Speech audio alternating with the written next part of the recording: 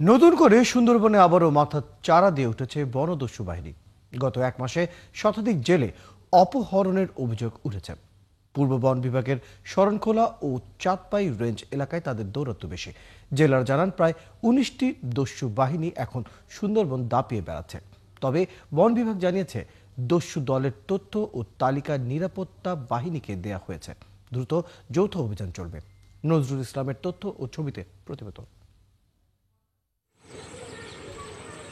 সুন্দরবন বন্যপ্রাণীর অভয়ারণ্য। বনের ভেতর দিয়ে বয়ে চলা নদী জেলেদের জীবিকার একমাত্র অবলম্বন। কিন্তু জেলেরা বলছেন গত এক বছর ধরে তাদের কাছে বন এক আতঙ্কের নাম।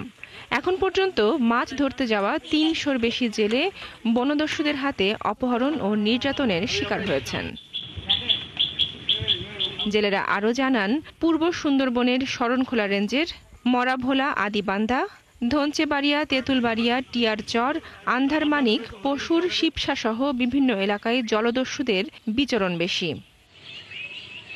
গত সেপ্টেম্বরে শতাধিক জেলেকে জিম্মি করে নিয়ে যায় ডাকাতরা। অনেকেই মুক্তিপণ দিয়ে ফিরে এসেছে। যারা দিতে পারেননি তারা এখনো জিম্মি। জঙ্গলে যাওয়াই মাছ ধরায় জলদস্যুরা ধরিয়া আমার এমন মাইর মারছে, আমার জঙ্গলে যাওয়াই একদম টোটাল মাছ ধরে গেছে। আমি অনেকদিন এই মাইরে আমি ভুগছি। ভিতরে তো যাইতেই পারি না, একটু বাইরে বাইরে থাকি। তারপর যে জেলেরা যায় 50,000 60,000 টাকা ধরিয়া নিয়ে যায়। দস্যুরা নানা নামে দল গঠন করে নানা অপরাধ করছে। এদের মধ্যে জাহাঙ্গীর বাহিনী, মঞ্জুর বাহিনী ও দাদাভাই বাহিনীর অস্ত্র ও সদস্য সংখ্যা বেশি। তারা আত্মসমর্পণ করে স্বাভাবিক জীবনে ফিরেও গিয়েছিল। এছাড়া ছোট ছোট আরও বাহিনী সক্রিয় রয়েছে সুন্দরবনে।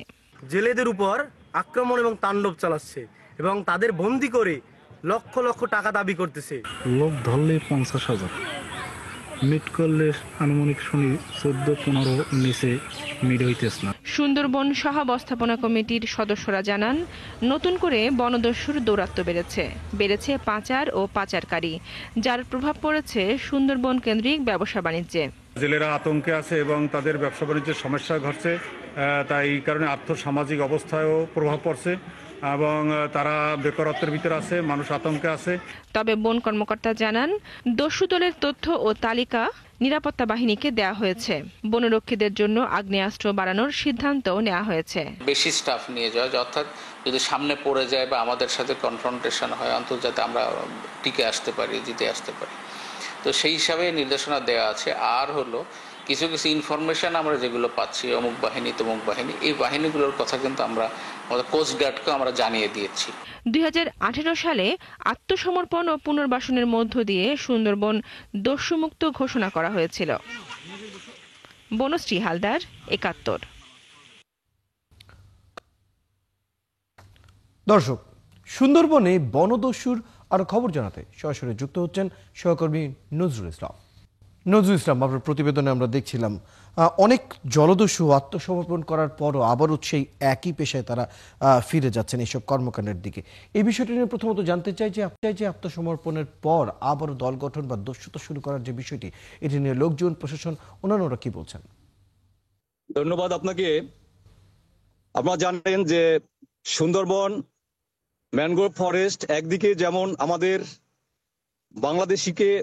বাংলাদেশকে ঝড় জলোচ্ছ্বাসের হাত থেকে রক্ষা করে, ঠিক তেমনি আবার এই জনপদের প্রায় 10 সহস্রাধিক মানুষের জীবন ও জীবিকার উৎস সুন্দরবন। তো এই সুন্দরবনে ডাঙায় কুমির, জলে কুমির, ডাঙায় বাঘ, এই বাঘের সাথে আরো একটি প্রাণী বনদস্যু, এরা ঘুরে বেড়াচ্ছে এবং তাণ্ডব সৃষ্টি করছে সেই নিরীহ জেলেদের উপরে চাঁদাবাজি এবং অত্যাচার, নির্যাতন চালিয়ে সুন্দরবনকে তারা ঘিরে রেখেছে। সুন্দরবনে ইতিমধ্যে আমরা জানতে পেরেছি প্রায় 19 থেকে 20টি দস্যু দল তারা সুন্দরবনে তাণ্ডব সৃষ্টি করে চলছে। তারা জেলেদেরকে জিম্মি করে আদায় করছে মুক্তিপণ। প্রতি জেলে নৌকা এবং জেলেদের কাছ থেকে তারা এই মুক্তিপণ বাবদ মোটা অঙ্কের টাকা হাতিয়ে নিচ্ছেন এবং টাকা না পেলে তাদেরকে জিম্মি করে অত্যাচার করা হচ্ছে। এ ব্যাপারে বিগত 6 বছর আগে কয়েকটি দস্যু দল সরকারের কাছে আত্মসমর্পণ করেও তারা আবার নতুন করে এই দস্যুতায় নেমেছে। তার সাথে নতুন আরো অনেক দল নেমেছে। সেই তাদের তাণ্ডবে আমাদের এলাকার নিরীহ জেলেরা আজ অসহায় হয়েছে। তারা কি করবে ভেবে পাচ্ছে না। এবং জীবিকার উৎস হচ্ছে এই সুন্দরবন। জেলেরা সাধারণ মৎস্যজীবীরা সুন্দরবনে মাছ ধরে তারা জীবিকা নির্বাহ করে, কিন্তু জেলে বনদস্যুদেরকে এভাবে প্রতি মাসে মোটা অঙ্কের টাকা চাঁদা দিলে তারপর মাছ ধরে তারা বাড়িতে আসে খালি হাতে, এবং তারা খুবই মর্মাহত এই জেলেরা। এ ব্যাপারে আমি কথা বলেছিলাম বন বিভাগের সাথে।